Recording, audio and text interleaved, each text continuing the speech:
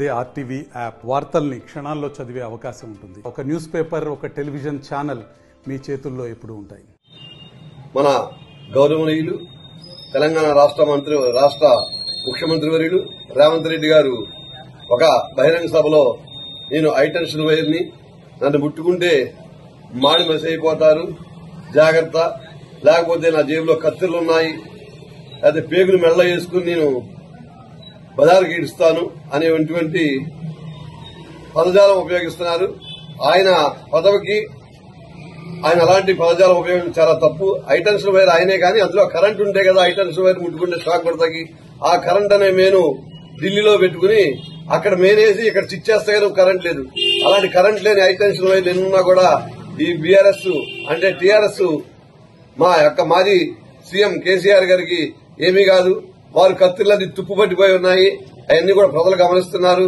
ప్రజలకు మీరు ఏ హామీలు ఇచ్చారు, ఏ హామీలు చేశారు, 100 రోజుల్లో చేస్తా అన్నారు. ఈనాడు 120 రోజులైంది. ఒక్క హామీని కూడా మీరు ఒక బస్సు తప్పితే, ఉచిత బస్సు తప్పితే ఆ బస్సులు కూడా సర్వీసులు తీసేసేసి మహిళలను ఇబ్బంది పడిపోయి పురుషులకు సీట్లు లేకుండా చాలా ఇబ్బందికరంగా ఉండి ఆటో డ్రైవర్లకి జీవనా విధానం పాడు చేసుకుంటూ మీరు ఇచ్చి ప్రజలను ఇబ్బంది పెడుతుంది తప్ప అందులో చేసిందే లేదు. గ్యాస్ కి ఎంతమందికి వేశారు, ఉచిత కరెంటు 10 ఇళ్లకి 3 ఇళ్లకి ఇచ్చి 7 ఇళ్లకి ఇవ్వలేదు. ఇలాంటి ఎన్నో ఉన్నాయి మీ వైఫల్యాలు. 120 రోజులైంది, మళ్ళా ఎలక్షన్ కోడ్ అంటున్నారు. ఎలక్షన్ అయ్యాక మళ్ళా స్థానిక ఎలక్షన్స్ అంటారు, అప్పుడు కోడే అంటారు.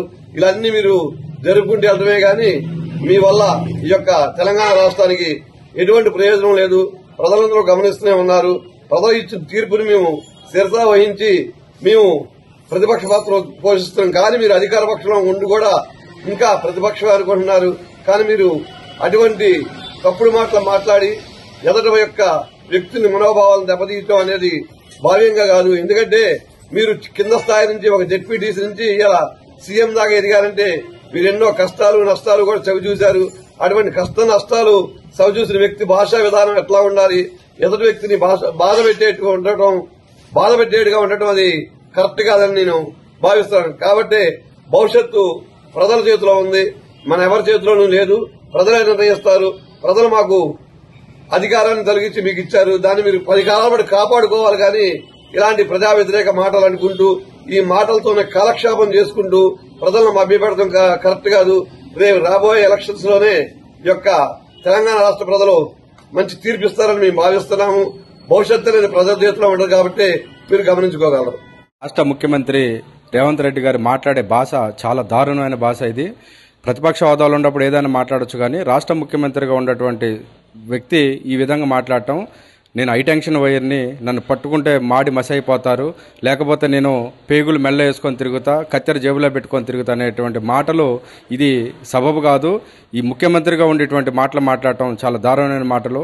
మీరు హైటెన్షన్ వైర్ అంటున్నారు, కానీ మీరు హైటెన్షన్ వైర్ కాదు, కరెంట్ లేని వైర్. మీరు మీ స్విచ్ ఢిల్లీలో ఉంది, అక్కడ స్విచ్ చేస్తే ఇక్కడ వెలిగిద్ది తప్ప మీరు ఏది కావాలన్నా కానీ ఢిల్లీకి వెళ్ళి రావాల్సిందే తప్ప ఢిల్లీ అనుమతితోనే ఇక్కడ పరిపాలన చేసే ఇది. కానీ మీరు మాట్లాడే ముందు మీరు ఏదైతే ప్రజలకు ఇస్తా అన్నటువంటి 6 గ్యారంటీలు అమలు చేసి 420 హామీలు ఇచ్చారు. హామీలను కూడా అమలు పరిచిన తర్వాత మీరు ఏదైనా మాట మాట్లాడితే బాగుంటుంది.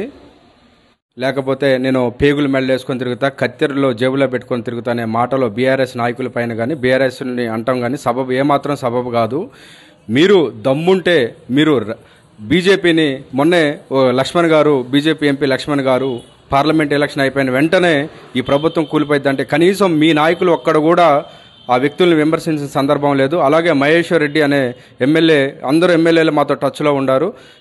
ఈ ప్రభుత్వం కూలిపోయిందన్నా కానీ కనీసం బీజేపీ నాయకులను ఏ ఒక్క వ్యక్తి కూడా విమర్శించట్లేదు.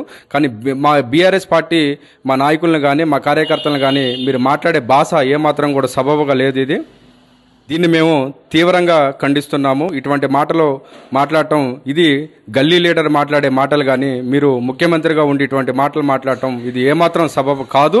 ఇటువంటి మాటలు మీరు ఇచ్చే మెసేజ్ ప్రజలు చాలా దారుణంగా మీ మాటలు సేదరించుకుంటున్నారు. మీకు ఎందుకురా నాయన ఓటేశాము అని చెప్పి ప్రజలు ఈరోజు సేదరించుకునే పరిస్థితికి వచ్చింది. మీ మాట తీరు కానీ మీ వ్యవహార శైలి కానీ ఏమాత్రం కూడా సబబుగా లేదు. ముఖ్యమంత్రి గారు నోటికి ఇష్టం వచ్చినట్లు నోటికి ఏది పడితే అది జోబులో కత్తులు పెట్టుకుని తిరుగుతా, హైటెన్షన్ వైర్ని పట్టుకుంటే సస్తారు అది ఇది అంటాను. ఇప్పుడు ప్రజలు మీకోసం ప్రజలు మీకోసం వస్తారు. దేనికి మీకోసం వచ్చేది? మీరు ముఖ్యమంత్రి కాబట్టి. ముఖ్యమంత్రి ఎక్కువ వీళ్ళు తక్కువ అని కాదు. ఇప్పుడు అదే ప్రజల అవసరం కోసం వచ్చిన వాళ్ళు మిమ్మల్ని ముట్టుకుని మిమ్మల్ని మీ దగ్గరికి వచ్చి పట్టుకుని ప్రజలందరూ చనిపోవాలా? మీరు ఒక ముఖ్యమంత్రి హోదాలో ఏం మాట్లాడుతున్నాం మనం ముందు తెలియాలి.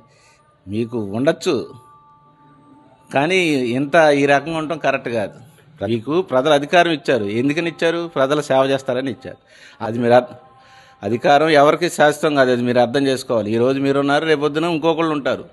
కానీ మాట, యాస, భాష అన్నీ కరెక్ట్గా ఉండాలి, పద్ధతిగా ఉండాలి. ప్రజలు దాన్ని అంగీకరించాలి. అంగీకరించిన టైపు మీరు ప్రవర్తన చేయడం కరెక్ట్ కాదు. మీ ముందు భాష మార్చుకోండి. ఇట్లాగే మీ ఇష్టం వచ్చినట్టు మాట్లాడితే ప్రజలు ఎవరో కూడా సహించరు. అట్లాగే ప్రతిపక్షాలను కూడా మీరు ఇష్టం వచ్చినట్లు చేస్తున్నారు, అది కరెక్ట్ కాదు. ఎవరికి ఇచ్చే గౌరవం వాళ్ళకి ఇవ్వండి, చేయండి. ఎలా లేని పక్షంలో రేపొద్దున పరిణామాలు తీవ్రంగా ఉంటాయి, గమనించగలరు. మరిన్ని వీడియోస్ కోసం ఛానల్ ని సబ్స్క్రైబ్ చేయండి. లేటెస్ట్ అప్డేట్స్ కోసం వాట్సాప్ ఛానల్ ని ఫాలో చేయండి. అండ్ లింక్ డిస్క్రిప్షన్ లో ఉంది.